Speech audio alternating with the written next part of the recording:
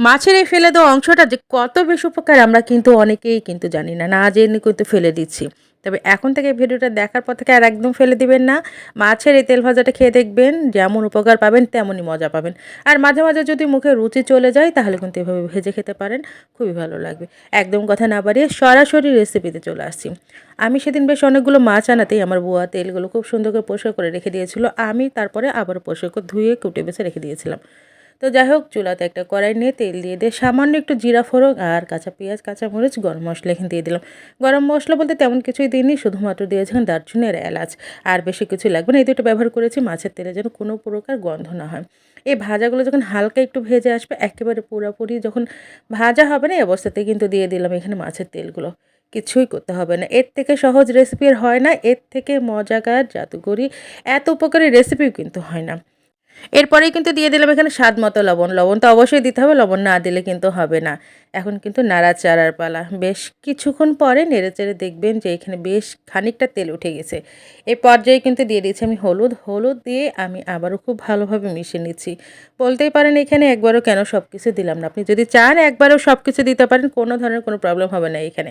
আবার খুব ভালোভাবে মিশিয়ে নিয়ে এখানে আমি আবারও কিছুটা এইখানে, যেহেতু আগে কাঁচামরিচ দিয়েছি সেটা মাথায় রেখে, আর এই তেলের খাবারটা কিন্তু একটু ঝাল ঝাল ভালো লাগে।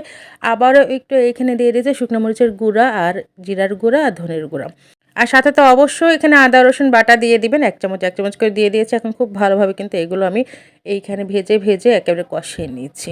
বিশ্বাস করেন এই রান্নাটা একেবারে ফেলে দেওয়া জিনিস দিয়ে যেমন করা তেমন কিন্তু অসম্ভব মজা লাগে। বেশ খানিকক্ষণ নাড়ার পরে এইখানে আমি ছোট্ট ১ বাটি অর্থাৎ ২টা ছোট্ট ছোট আলু কুচি দিয়ে দিলাম। যেহেতু নতুন আলু একটু দিলে ভালো লাগবে, তেলের মধ্যে ভাজা ভাজা হয়ে যাবে। আর এইটা আমি এই রান্নাটা করছি বেগুন আর আলু দিয়ে তেলটা।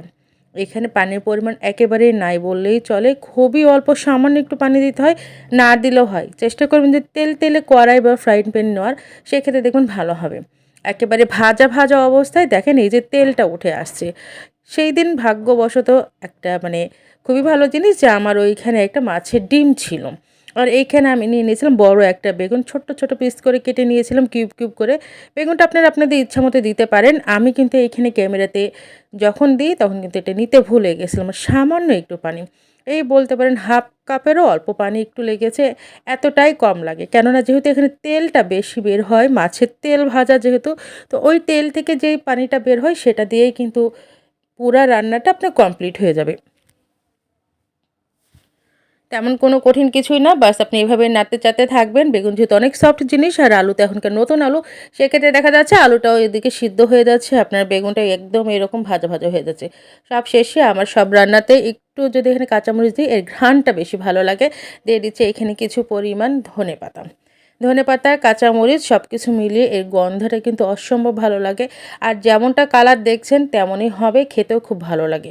একেবারে লাল লাল ভাজা ভাজা আর সব কিছু একেবারে গলে যে এত মজা লাগে বলার বাইরে।